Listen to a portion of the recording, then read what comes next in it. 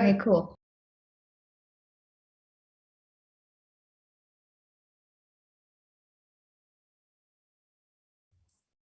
Okay, hi everyone. Welcome to our weekly ecosystem update. My name is Ashley Spradlin. I'm our education programs manager here at Metis, and we're going to give you a little update on what's going on lately. So I'll talk to you about our builder mining rewards, some incentives that we offer for projects to deploy on our network. And we'll go over some of our marketing and business development updates, and then a little insight into what's going on with our CEG program, our community ecosystem governance program that launched just, I don't know, maybe a couple months ago now. It's been a little while, off to a good start. And then we'll move into Q&A. Before we jump into everything though, disclaimer, none of this is financial advice. This is just information about what's going on with Metis, but we're not offering you any advice for how to spend your money. We do accept questions for these, and we love that actually. So it's very helpful for us to know what our community needs to know, what we need to explain more clearly. So go ahead and take out your phone and scan the QR code that you see in the corner so that you can join our Telegram chat, or even on our live stream comments, you can leave us questions. And we have a set amount of time that we offer for Q&A at the end of each live stream. So if we don't get to your question, then we'll save it and we'll address it in the future. So please do share your questions with us. And then you can also send them in as we go along. So keep doing that. So if you're new here, Metis is a decentralized economy platform. So we're a layer 2 scaling solution for the Ethereum network. We're really trying to make it easy for any business, any person, any developer to transition into Web3 and to make the blockchain accessible to everybody. So one of our goals is to onboard Web2 businesses into Web3 and to make the user experience really easy. And so that's what we're focusing on at the moment. If you know, if you've used Ethereum, you're well aware, I'm sure, of how it can have a little bit of a bottleneck effect when the network gets really busy. Transactions can take a while and they can get very expensive. Gas can get really high. So Metis offers a scaling solution that would make your transactions on layer 1 be faster and cheaper, and allow that scaling solution for any enterprise functions that you'd like to see on a blockchain. So that's what we're working for. We have harnessed all the power and the decentralization and security of the Ethereum network. And then with our layer 2, we're adding that scalability piece. Oh, wrong direction. And to that point, we also have the cheapest fees of any layer 2. So we recently kind of launched our decentralized storage network, which allowed us to bring our gas fees way down. So now it's a cent to send on our network, and to swap is just a few cents. And we're really kind of leveling up our tech and evolving as we go. So this is the way that we commit transactions is new in the layer 2 space. So we no longer really consider ourselves an optimistic rollup, but we're also not a side chain. So we're having this discussion of what our layer 2 looks like. We're kind of playing with the idea of calling ourselves a smart L2. L2Beat mentioned something a few weeks ago, calling us an optimistic chain, which we didn't really feel like was a good fit.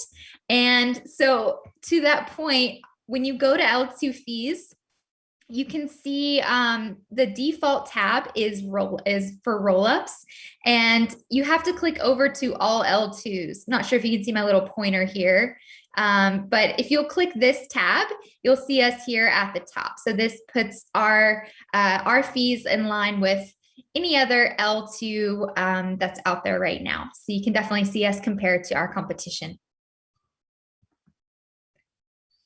Some of the use cases for using our network, we're building out our DAC infrastructure, which essentially is like a DAO, but we're adding on these on-chain enterprise functions for things that you might need in a typical Web2 business, but you'd like to make a little more efficient, to use less resources, to make more transparent, whatever the goals of your organization are. If there is an adoption use case for Web3, we're working to make that happen for you. We also are kind of expanding our gaming, our metaverse ecosystem. We have a booming DeFi network, but we're adding to that as we go.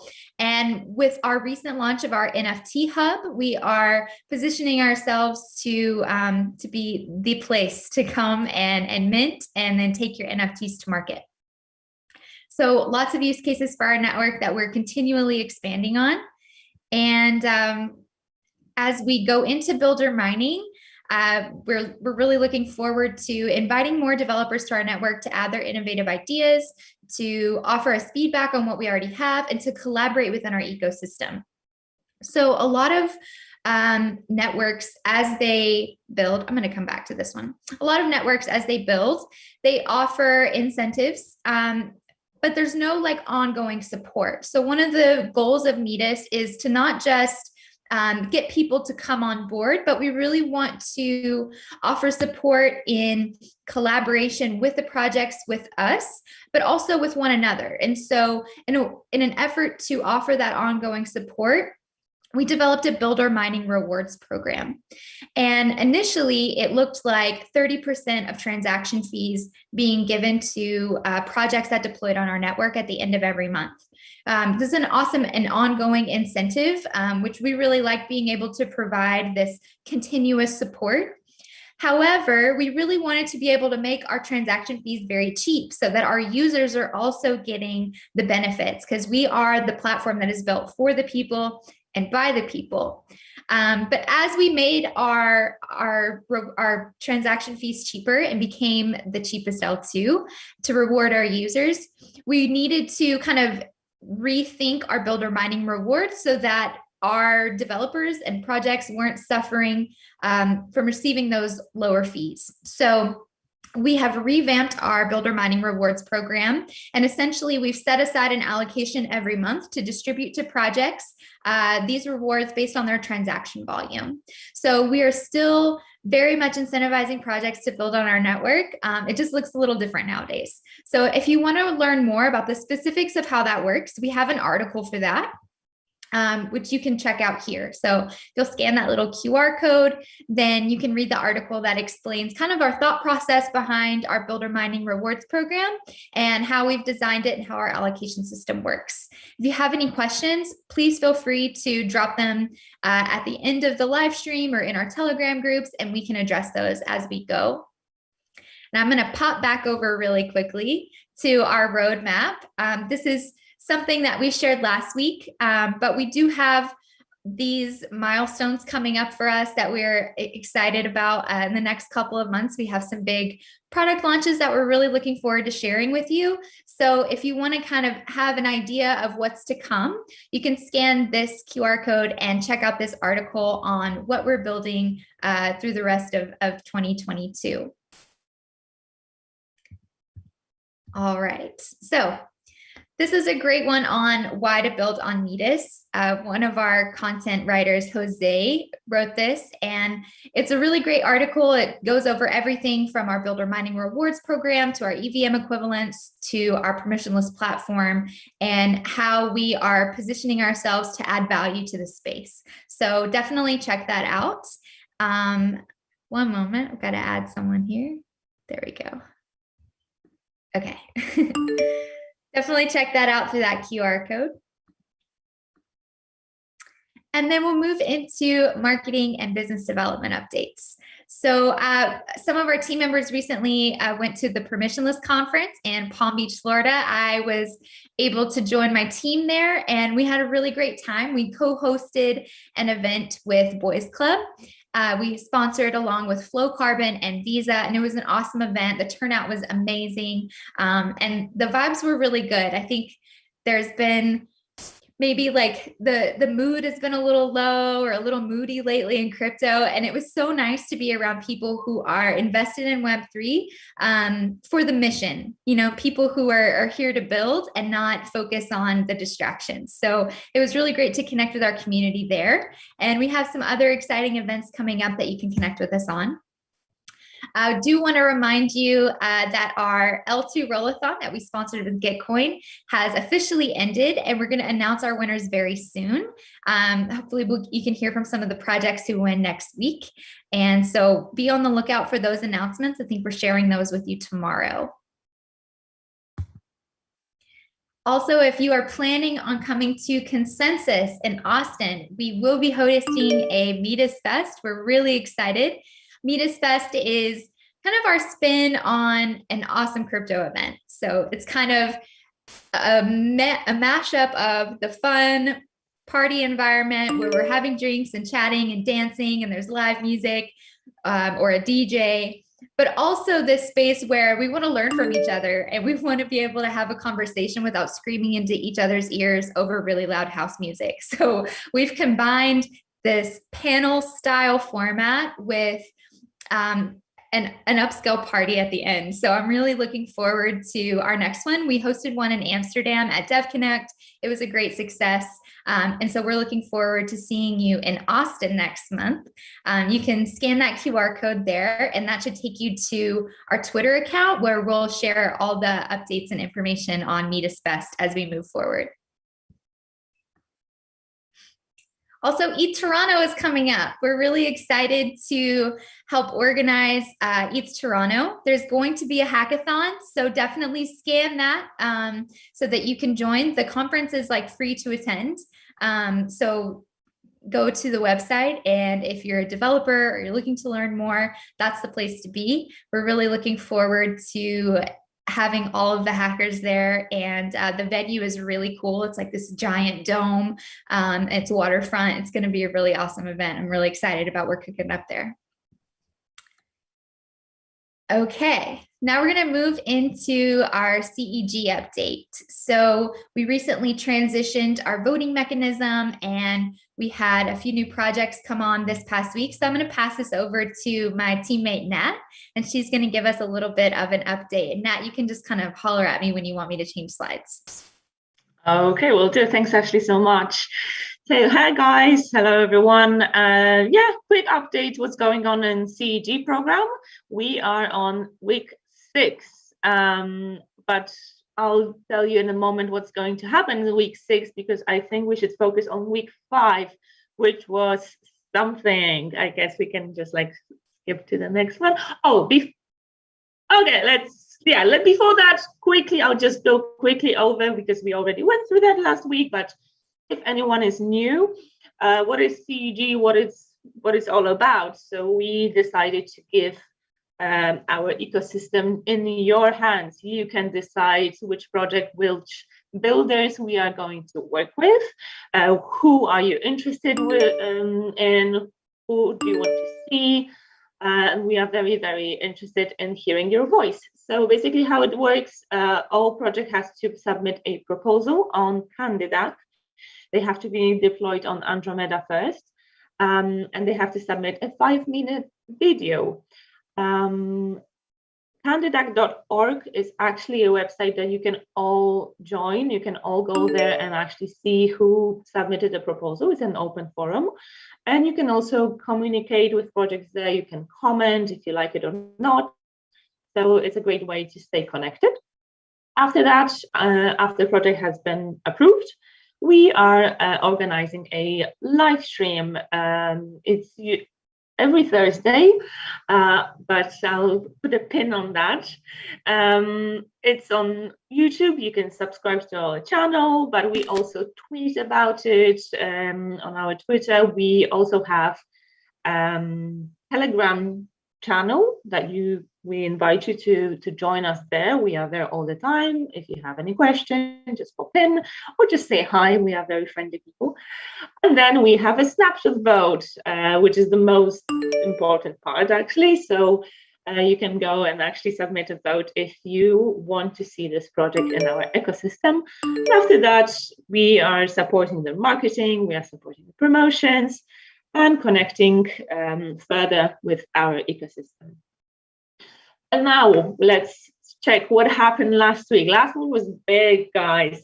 We had 4 projects that passed the voting, and it was unanimous. It was like 99.9% or even 100 for some. So we have Boring DAO, we have Tender 5, and also Tristan Meta Wallet and Chain started because we had to do a revote. We changed to quadratic voting. So all of the projects are now officially CVP, so community verified projects. Thank you so much for your votes. We really, really appreciate it. And this week is week 6. And here is why I put a little pin previously, because exceptionally we are doing live stream on Friday, same time, 11 a.m. Eastern time. Is just Friday this week, exceptionally. So take your phones, scan the QR code so you know where to join, but also remember we are on Twitter, we are on Telegram, so you know where to find us. Join, ask us anything. We are here, and thank you so much for being with us.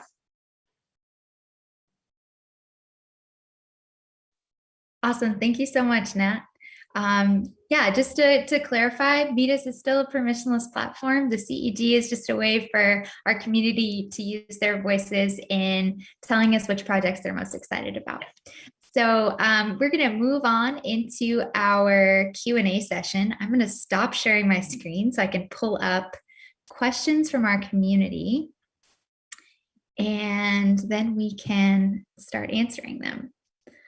So let me get that here.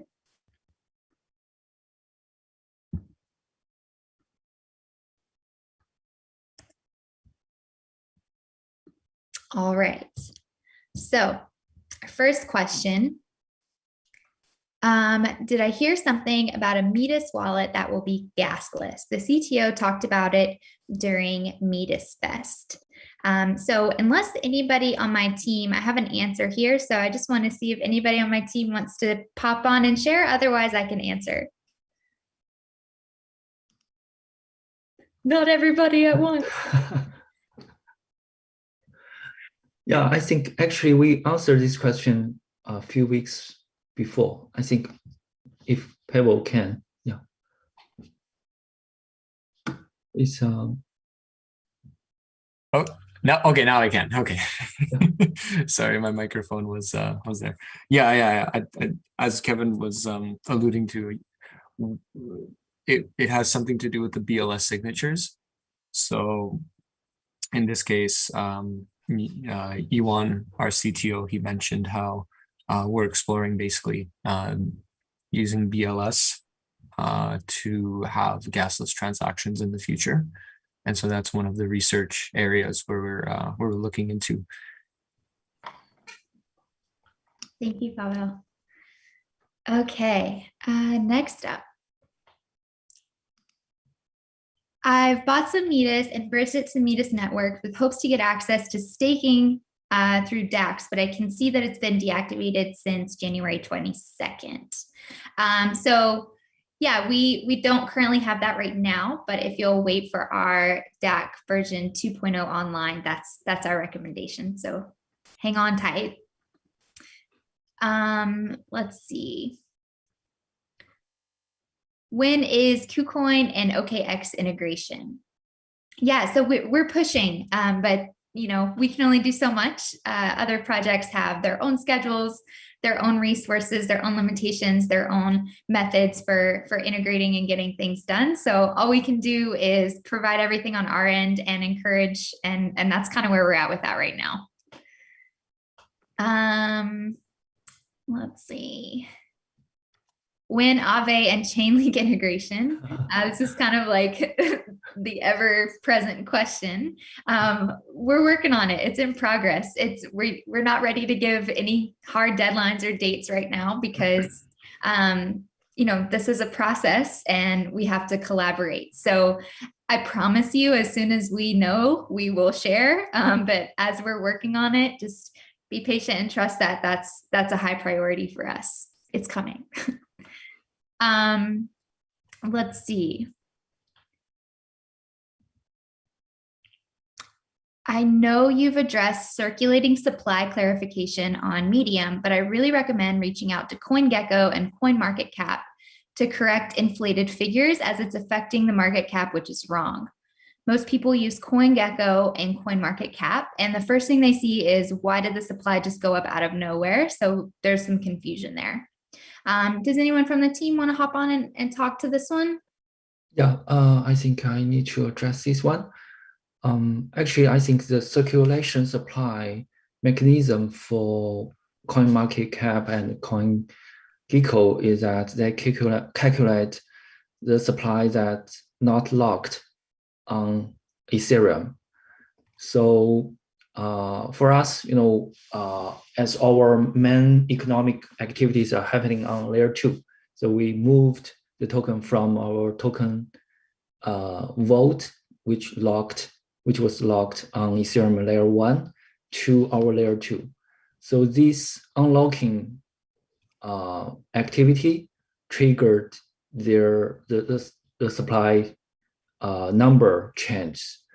I think based on their mechanism, the number is correct.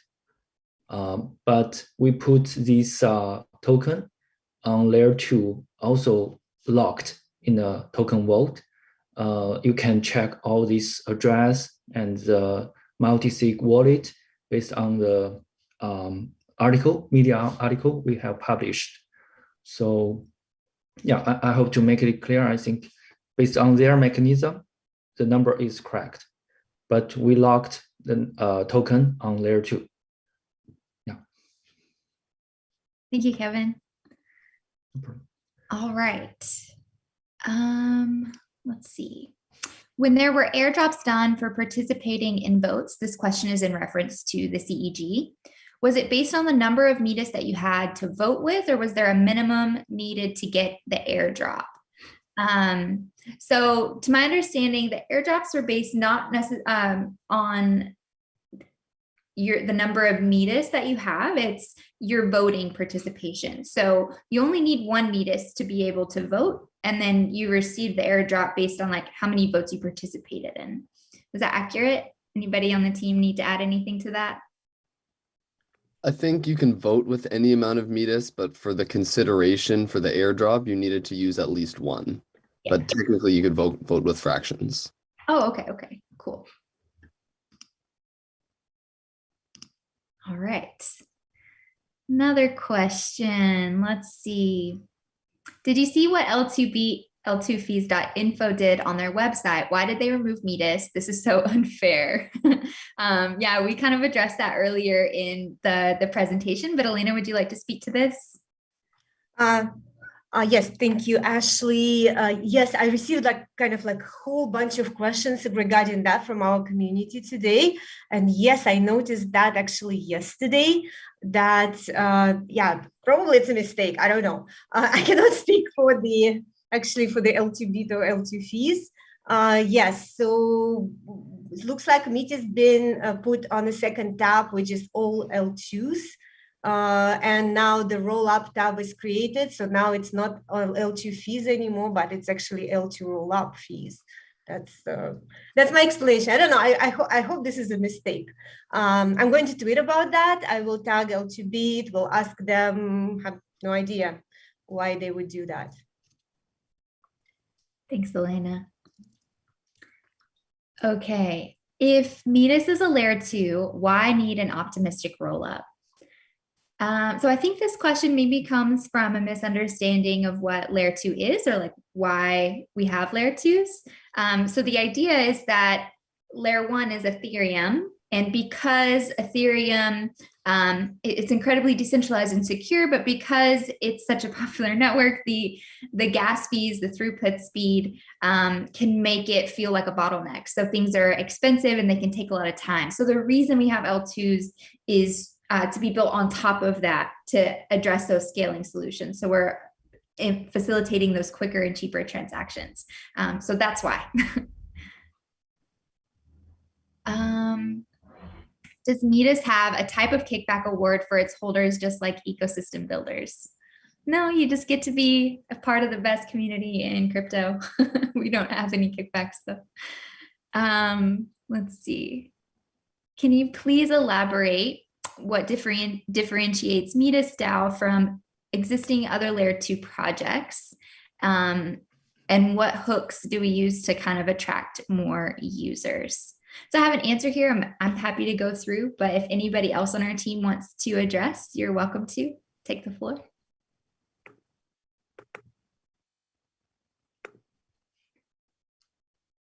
Okay, cool. I'll take it away then. So we have a very new technology. It's groundbreaking, and that's kind of like the foundation for this discussion over how do we really classify ourselves, because we're doing things that are different than any other people in the industry at the moment. So we use decentralized storage and on-demand loading. So we're still trying to like sort out the name. It is an optimistic rollup because of the transactions. They're not immediately sent to L1. We just do that when we need to like fraud proof. So right now we're thinking Smart L2 is the best name because of its like energy and cost saving and time saving features. But that's kind of what we're working with right now as far as the reclassification goes. And I see a couple of questions here about, getting other partners into the network or how we're attracting other projects onto Metis. And I'll share a little bit about just like what I've seen in the community and as far as my role as education manager. But if anyone else from the team, maybe Matt from his BizDev wants to chat to this also, you're welcome to join in. But essentially, we are focusing on making our platform the best out there. Like we're innovating our technology. We're trying to engage with the community as best as possible. We're asking projects like what their needs are. We're really trying to innovate as far as DAC infrastructure goes. We want to make our platform usable and accessible for people who are unfamiliar with blockchain. So we're focusing on that. And then we have the hackathons that we're hosting. We're going to these events. We're trying to meet with people and see what their needs are and seeing how we can best fit them. So I promise that we're working hard. But if anybody wants to talk about a specific initiative on this front, you're welcome to take the floor.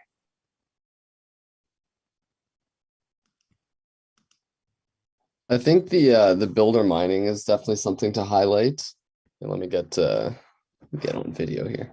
I think the builder mining is definitely something to highlight. I mean, in terms of creating long-term incentives and alignments for projects.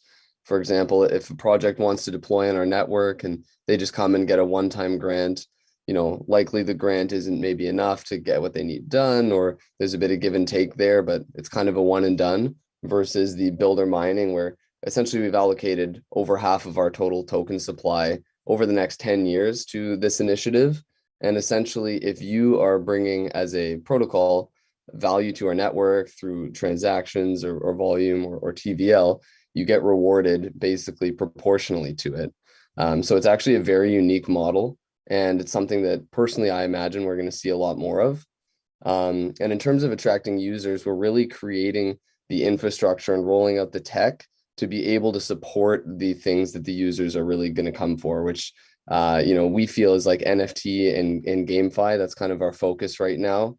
We really see a strong user demand for this, and we're essentially building out our network to perfectly support those sorts of use cases, with the reduced transaction fees and the on-chain storage and all that sort of stuff. So I would say we're extremely well positioned and excited to see how the next few months roll out. Awesome. Thank you, Matt. Okay, let's see. How will DAX impact the Metis ecosystem and Web3? That's a great question. Elena, would you like to share on that one? Yes, thank you, Ashley. So yes, the DAC ecosystem and DAC infrastructure, and also the decentralized reputation power is a very huge and strong direction in a space. There is right now there is no infrastructure around that actually will tell the good players from the bad players. Even though blockchain is such a transparent space, it is still a problem for the people to identify, good actors from bad actors, good players from bad players, good projects from bad projects. So the reputation power engine that we are developing with the DEC infrastructure, it's certainly going to not help, but we hope to solve that. And that is something that we're working on from the very beginning. This is in our roadmap. It's going to be released quite soon already. So we had our first version of the DEC and the DEC staking just for you to have a preview and test the whole interoperability of it earlier in January, and we had that. And now there is going to be 2.0, so we're going to be releasing the information about it as it will be coming. So just stay tuned for the future announcement on the DEC and the reputation power. Thank you, Elena. Okay. Last question that I see here is, recently I see your partnership with Synapse Protocol. Can you tell me more about your partnership with Synapse and what you're doing? They are a bridging partner. So that's what I have here. If anybody else wants to share anything on that, but that's what that partnership is about, is for bridging. I believe that we've answered all of that. Go ahead. Is anybody going to share? Synapse is our bridge, one of the bridge partners. They help to bridge USDC, as far as I can remember. In and out of Metis layer 2. So just to add that. Thank you, Kevin. Okay, I think that we've answered all of the questions for this week. Is there anything else? Any last minute questions? Send them in right now. Oh, there is a just question came up. Like, new questions are coming up, guys. Like, we encourage you to post as many questions as you can in the chat within the week as well. And right now in the live stream as you're watching it, and we will be picking them up and answering them on the next live stream. But some of them we can answer with the in this live stream as well. So I see last question came up. We'll be able to set up a charity organizations on the Metis ecosystem with those DACs, with the DACs.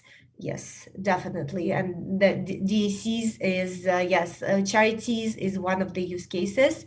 And so as the freelancing as well. So yes, please stay tuned for our release for the DACs. That's really exciting to see that feature available for charity organizations. You can build trust with your donors, and I think that's probably like the biggest hurdle in getting support from donors for charities. So I think having that blockchain integration will be key for nonprofits in general. Yeah, for sure. But also, I hope to mention that what we are building is a DAC framework. Within this framework, there will be different functions to be added step by step.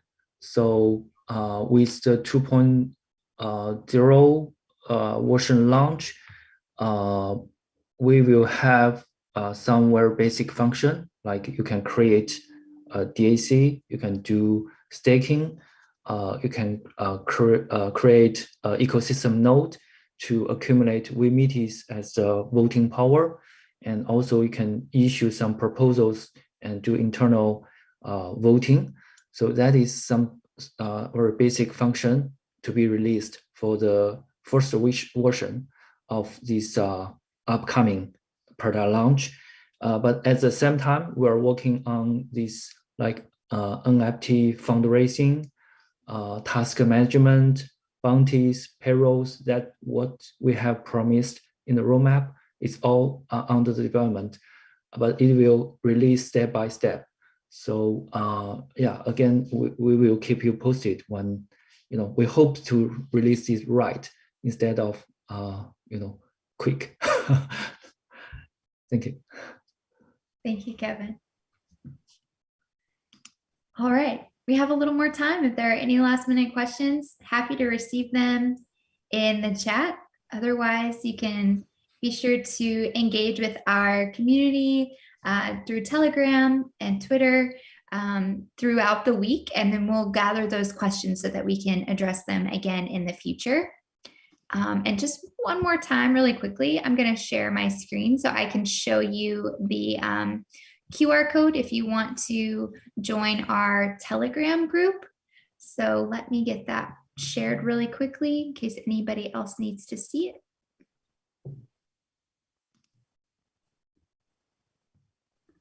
All right, there it is. In a moment, there it is.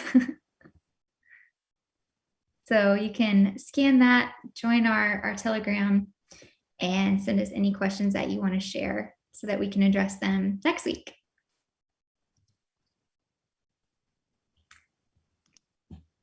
But I think that might be all for today. Okay, that's it. Thank you so much, everybody. I appreciate you for joining, team. Thank you, community, for tuning in and sending us your questions. We really appreciate your support, and we are looking forward to seeing you next week. Don't forget to tune in Friday this week, not Thursday, but Friday this week for the CEG live stream. And that's a wrap. Thanks, everyone. Thank you. Thank you.